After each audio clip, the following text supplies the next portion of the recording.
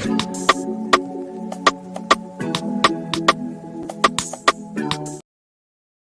evening and welcome to Being Black in Craft, where we don't apologize for recognizing our influence on craft beer. This is Angie, the Undeniable Vixen, your host, and it is a really bright Texas kind of day. Sorry about that. Let me see if I can make this any better. No, I can't. It's still bright, and it's 7 o'clock. So, hey, what can I tell you? But we thank you for joining us. Of course, we're here every Monday, 7 p.m. Central on. You can catch us on YouTube, Being Black and Craft, Instagram, Being Black and Craft, Facebook, Black and Craft, and Twitter under or X under my handle, the Undeniable Vixen. So it seems like it's been a minute, but I've been busy. So let's get into it.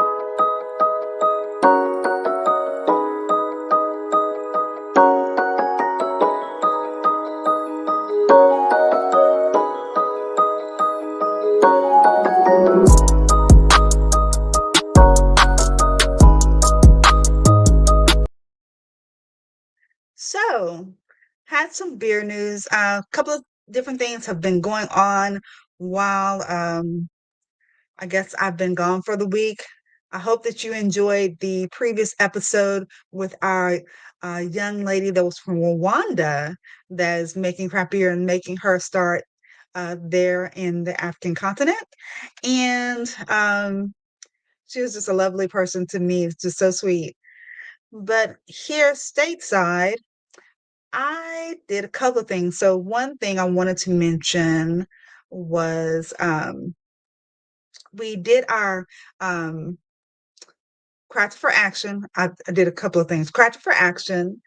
Myself and Ashley, we did that, and hoping to find out some feedback because we were doing it via streaming. We were streaming. We weren't in Atlanta, but I saw some of the pictures from Atlanta. I did have a little FOMO. I had a little bit of FOMO, but we did great, and we had some wonderful people that we usually see in Atlanta and hunt and kind of see through them vicariously of what the things that were going on. I definitely missed the beer dinner and the education part, knowing more about how Juneteenth is kind of making that path throughout Texas as well as other states and how it's kind of intertwined. So it was always a good thing. So maybe next year.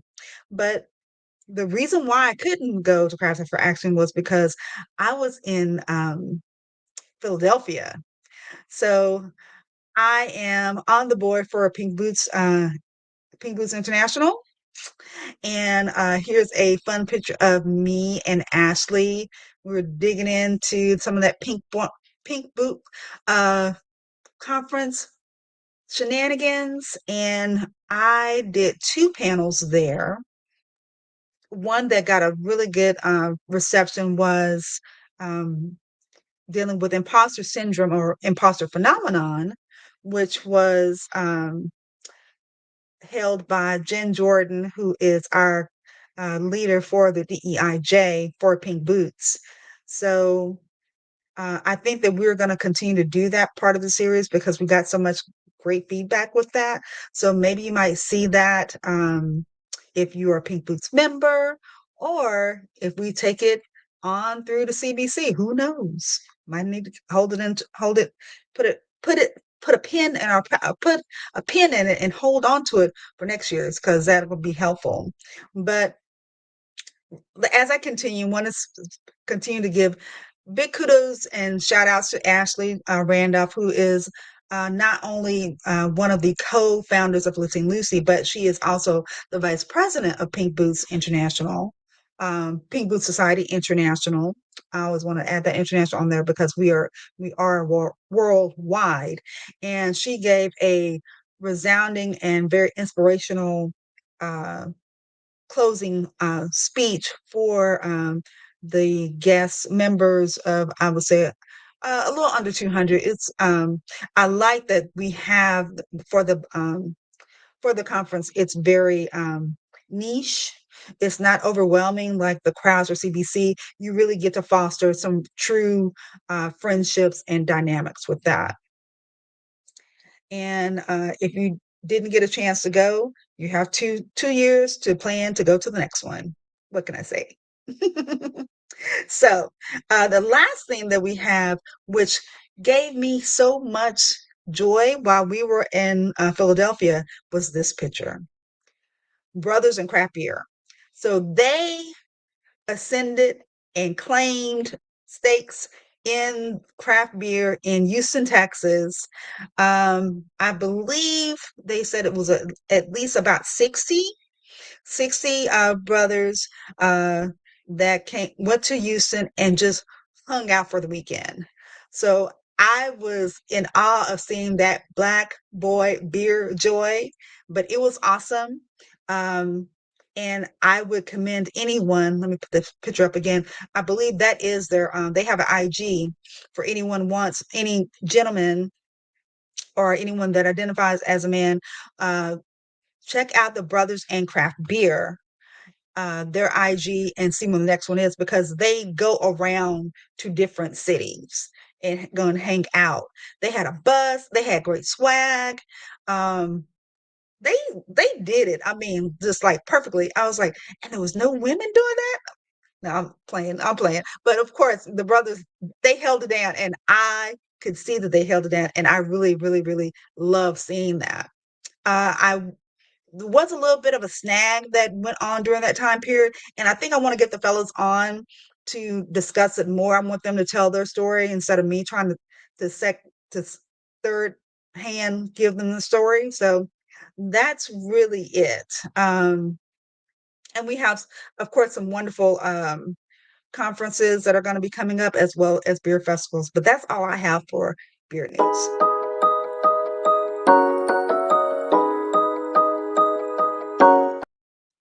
All right, so let me go ahead and introduce our guest.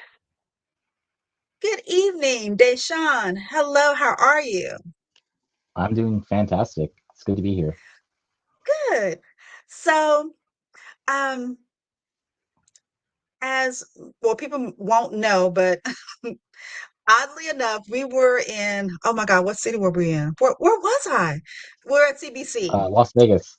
Las Las Vegas. Yep. Vegas. I've slept and I've flown planes since then. But I was in line at Beer Zombies, and I was like, um, I thought you were someone else. I thought you were somebody with War Cloud. That's what I thought you were, one of the gentlemen from War Cloud. And you were like, Mhm. no. And I was like, he was like, but I do beer. I was like, well, I need to talk to you. And I probably sounded like a weirdo.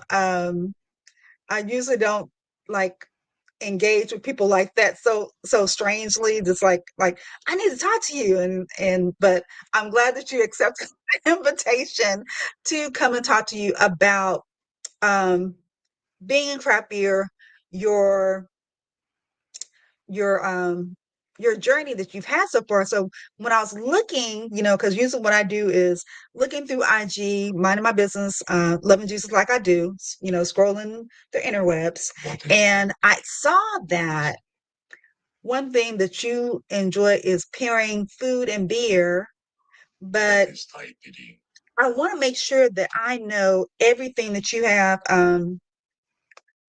everything that it is about you. So let me start at the very beginning. So, do you remember the first beer that you ever had? Yeah. I remember the first beer that I ever wanted to remember. That was Ah, in that's good. 2011. I was visiting a friend in Palm Beach County, Florida, and this is right when craft beer is starting to really pick up in Florida.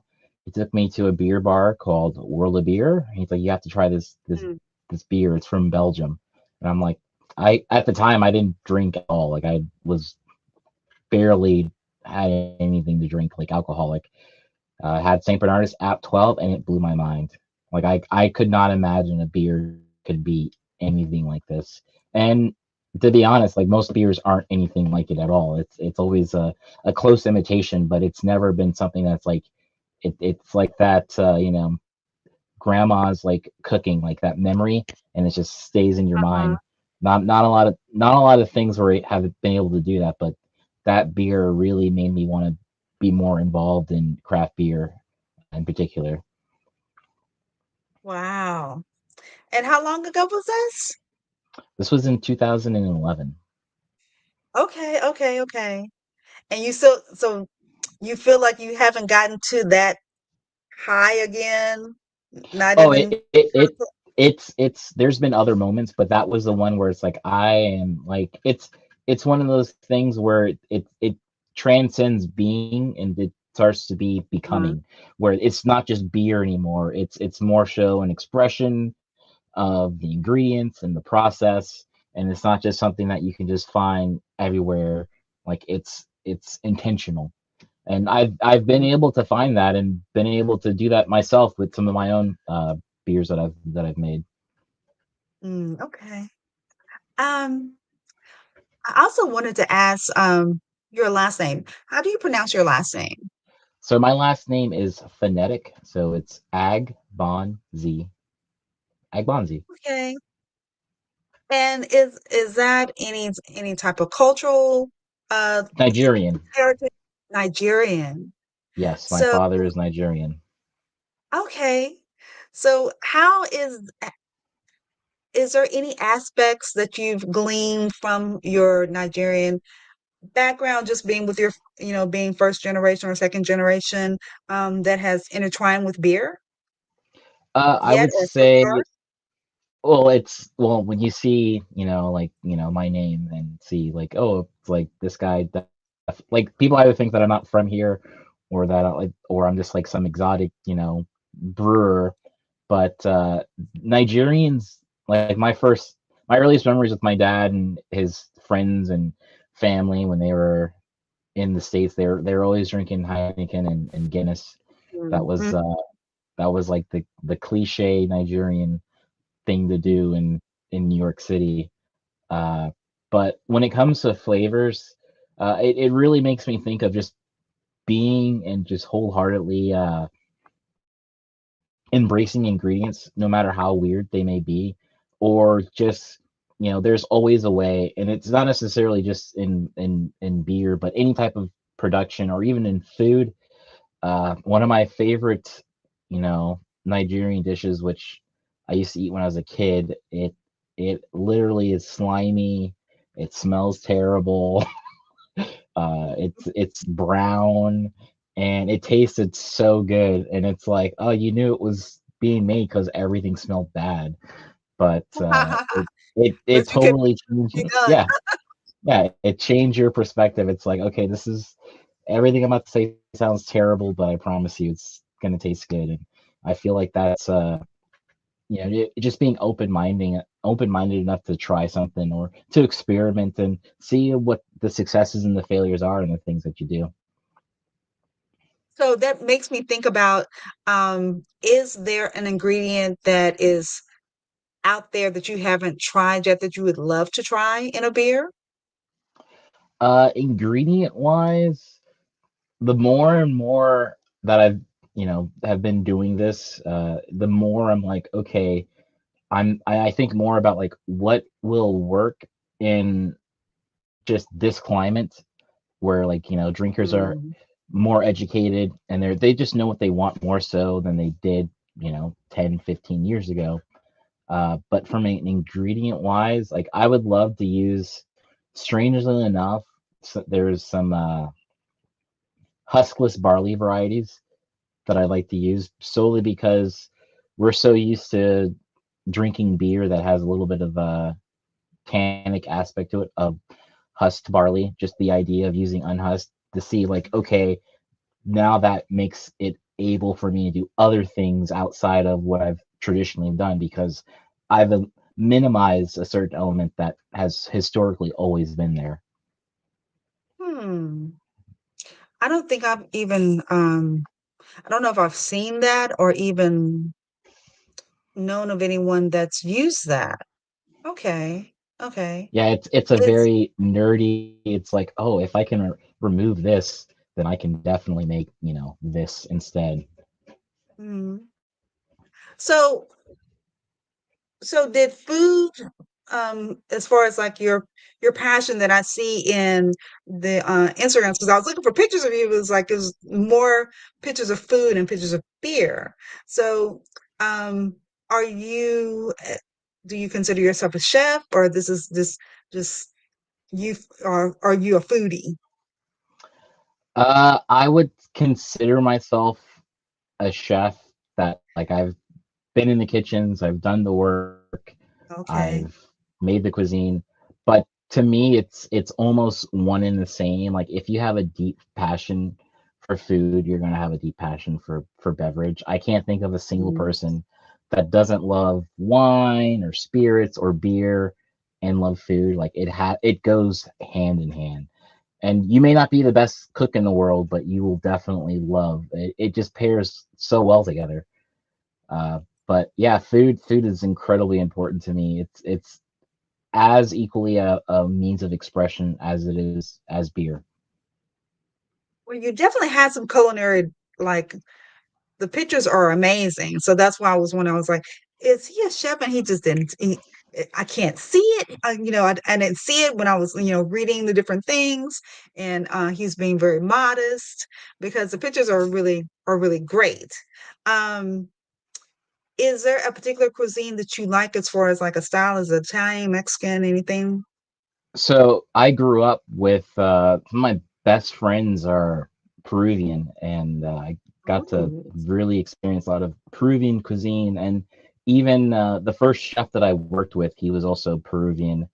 And Peruvian culture is very, very mixed, and there's lots of fusion and utilizing, indigenous ingredients of the Andes like peppers, potatoes, tomatoes, in other non-traditional ways, and I just love it. Like it's just you take all the great ingredients from around the world, and it's great. And I just like and more so like a lot of my favorite childhood memories when I was like in my teenage years were always just being surrounded by my friends with food because we couldn't drink. And now it's you elevate it and you add the drink and it's just the next level.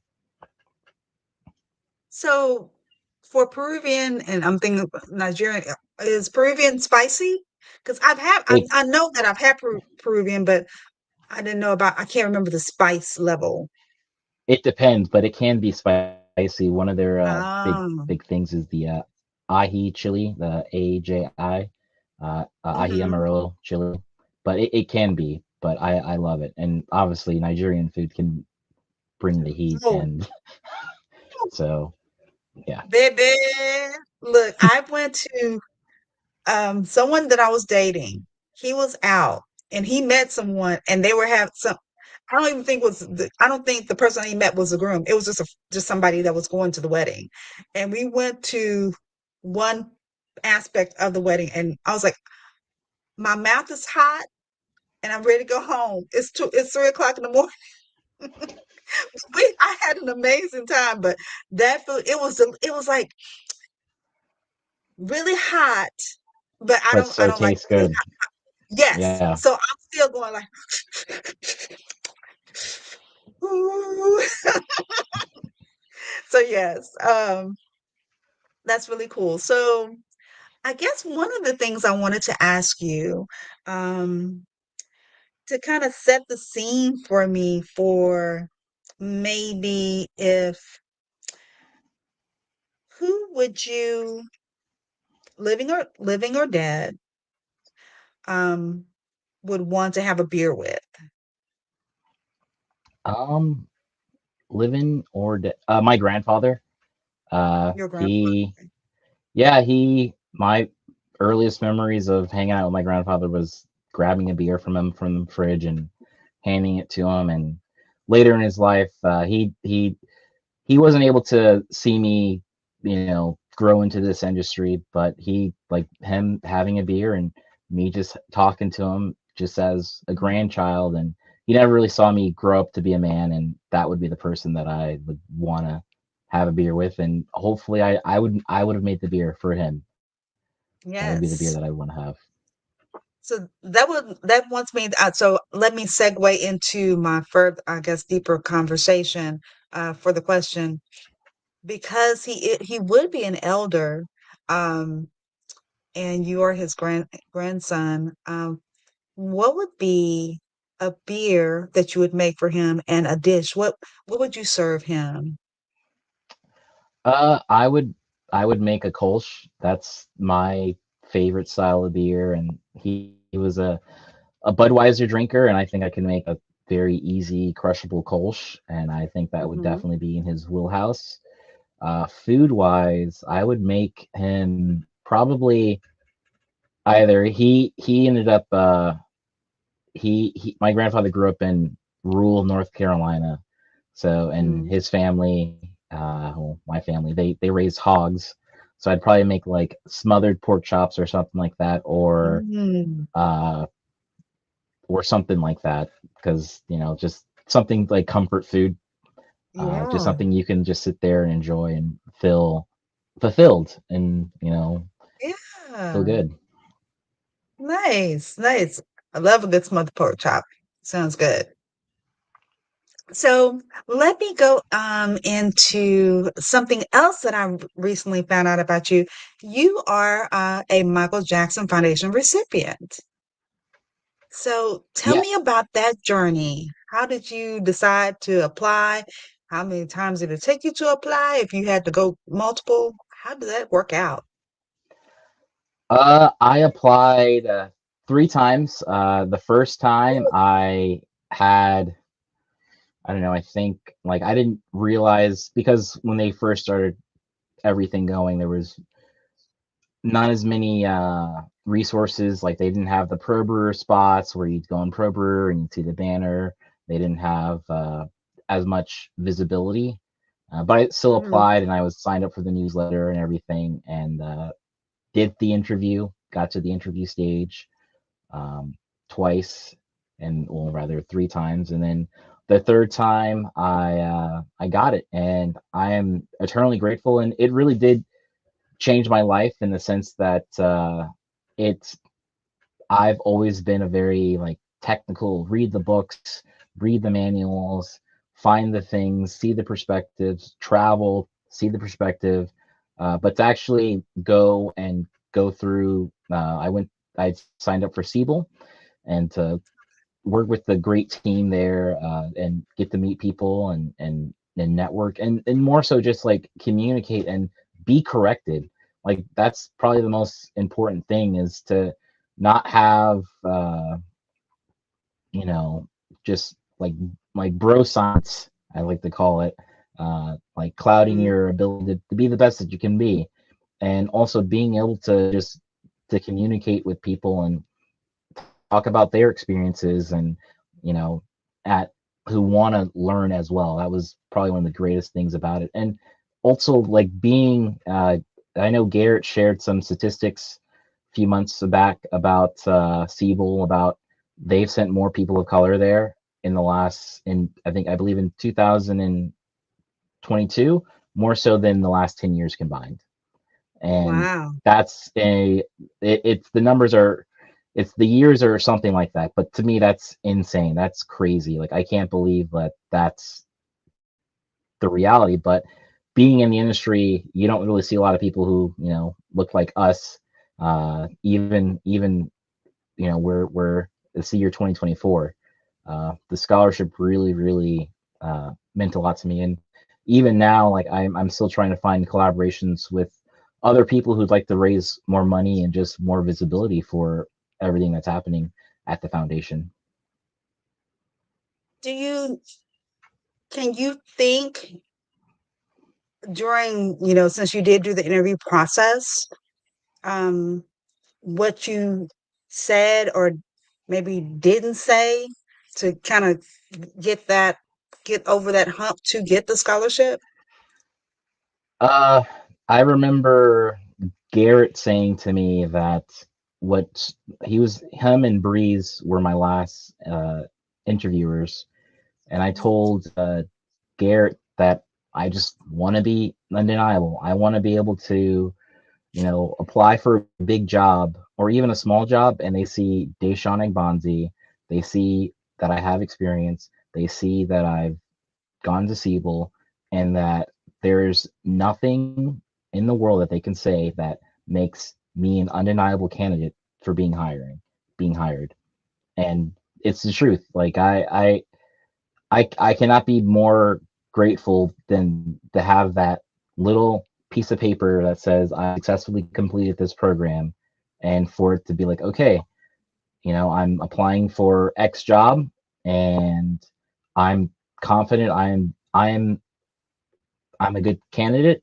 At least I Hmm. would at least like to have an interview, at least to see Yeah, if I'm, the worker that you want to hire. that's excellent. I think that when we talk about the Michael Jackson Foundation scholarship, you're the second person that I've talked to, and knowing that it's just not a one shot deal, that it really is. You're you're really racing to get to that second tier, to the third tier. So thank you for sharing that, as well as as part of your journey. But then I'm also thinking about the people who may have tried like me, because I tried once. I was like, oh well, let's just forget it. It's just not going to happen. But it takes more than one try to be successful, uh and just know everything that you're driving towards, to put it all on the line every single time, because you never know um what the other candidates are giving, because they're they're basically giving out, or not giving out, but it's the creme de la creme of that less than 1% that's out there in the community. So that's awesome that you were able to get that scholarship. And I saw one of your collaborations. You just did one, right? Just Uh, recently? yes, the most recent collaboration I did was with Cigar City. We actually Mhm. brewed this beer last year in November, I believe, or late October. It was a rye pilsner, and the beer, rye is a very hard grain. Your mill's probably not going to like it, and we decided to name the beer uh, "Harder Than You Think." And that name came to me driving home after tasting it for the first time. In Mhm. the like it was finished in the fermenter but hadn't been packaged yet, Okay. and hadn't been lagered. And I've listening to my radio and just my random playlist, and Public Enemy comes on, and Mhm. it's the song "Harder Than You Think," and the song itself just reverberates what I believe in, and essentially is, you know, you have to be harder than you think because this is harder than you think. And Mhm. if, especially, being black in this industry, like you have to be resilient, and you have to, you know, you can't, there's, with just the lack of diversity in the industry, you just have to be resilient. You just have to be hard. And fortunately enough, I was able to make that beer with one of my really good friends who actually we started our careers together at the same place at the very bottom, and we're able to make a beer and make a difference. That's cool. That's really cool. So, um, what part of Florida are you? Are you in Tampa or I near am Tampa? no I was in Tampa. I am no longer in Tampa. Okay. I'm back in Oregon. Again. Yeah, gonna try to Okay. open up my own place. Really? Okay, so do tell. So have you started looking? Have you you know what part of town that you want to be in?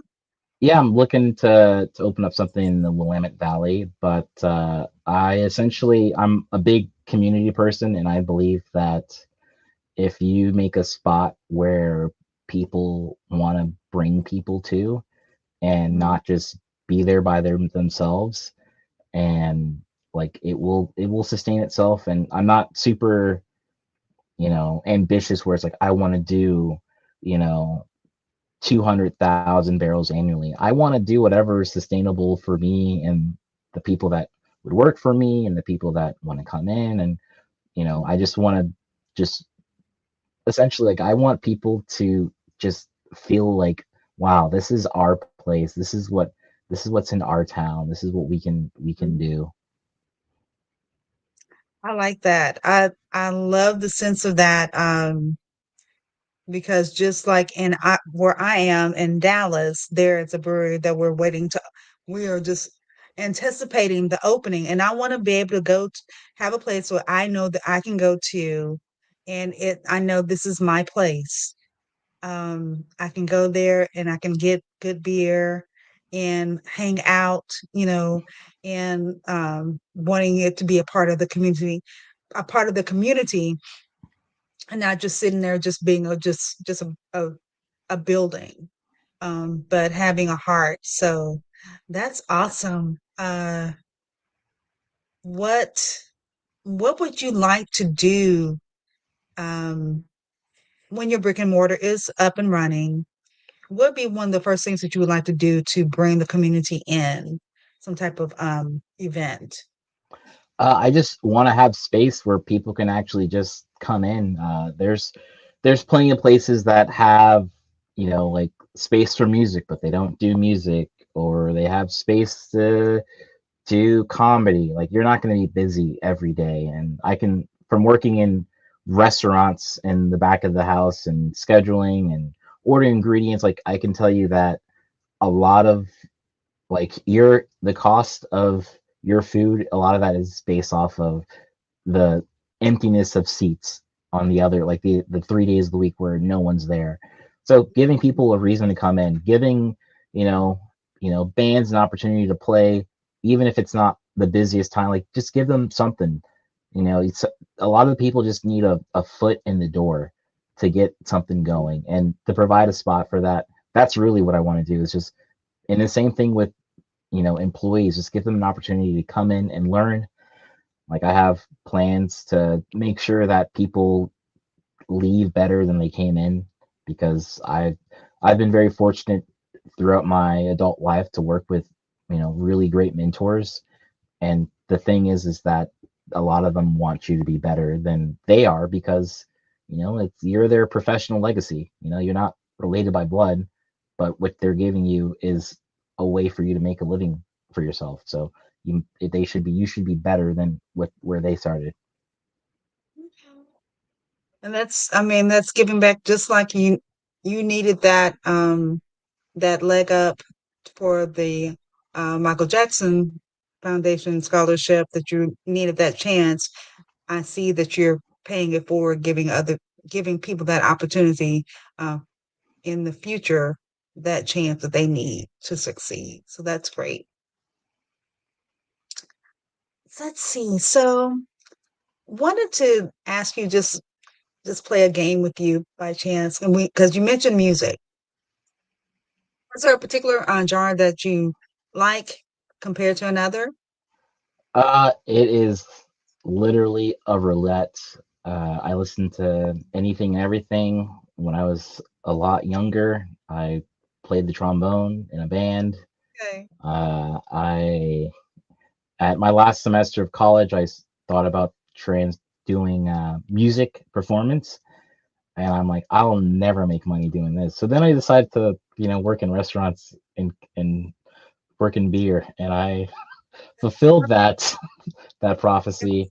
Yep. But I love music as a whole. I can be listening to, some jazz, Japanese jazz fusion, like Cassiopeia, and then the next song that plays is gonna be Steely Dan, and then it'll Uh-huh. play Public Enemy, and then it'll play just Sergio Mendes and the Brazil 66.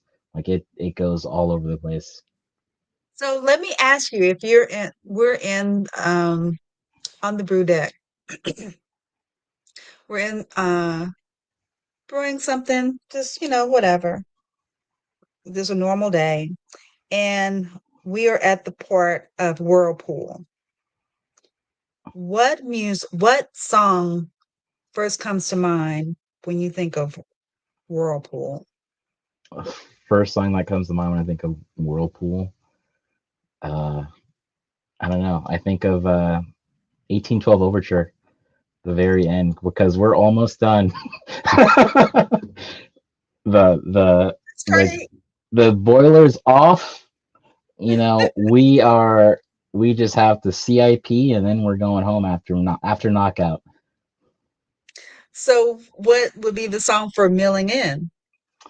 Milling in, I don't know. Like that's a hard one. Milling in, what comes to mind is I don't know. There's a song, just there's a song from Chicoria called El Bozo Part Three. That's gonna be that song. It's a very cartoony song, and it just or Part Two would even work too. It's like okay, hopefully no problems are gonna happen, but Mhm. there's gonna be Okay. problems. Okay. So I have one last game I want to play with you.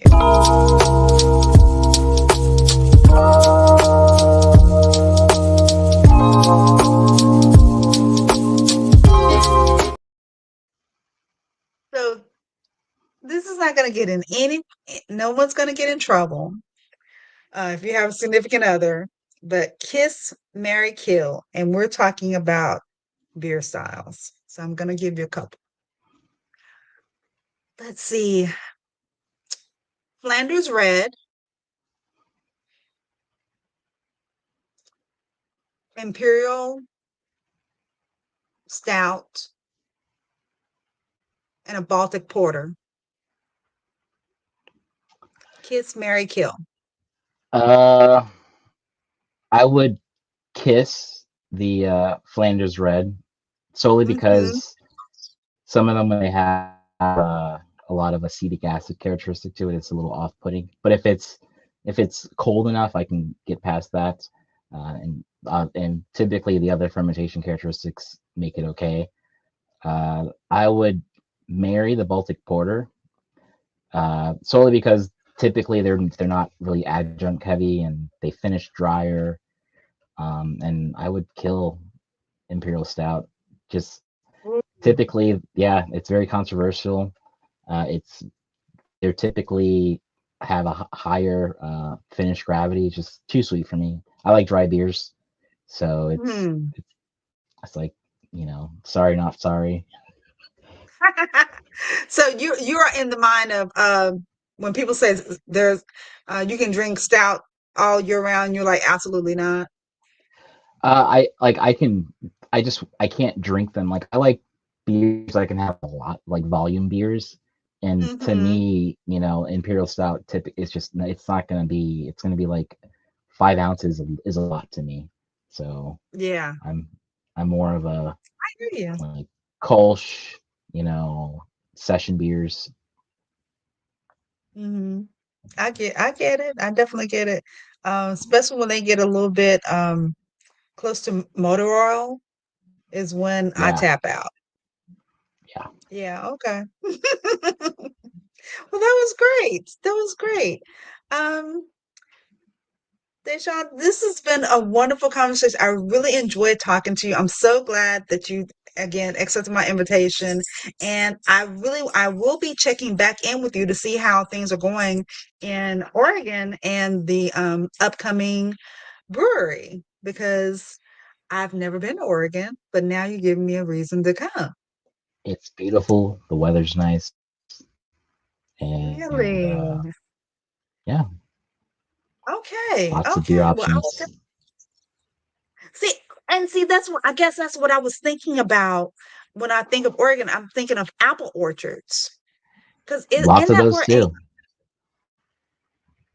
But I was thinking that is it from the cideries to? breweries, are they balancing out? I would say there's significantly more breweries than there are cider houses, but there's probably more wineries than there are Wineries. cider. Okay. Yeah, Okay. Okay. I should not count them out. Okay. Okay. Well, that's a lot good of to drinking. know. Hey, one of my favorite pastimes.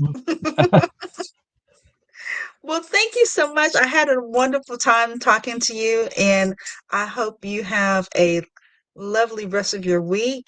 Um, we're gonna close out with some other news, and we'll see y'all next time.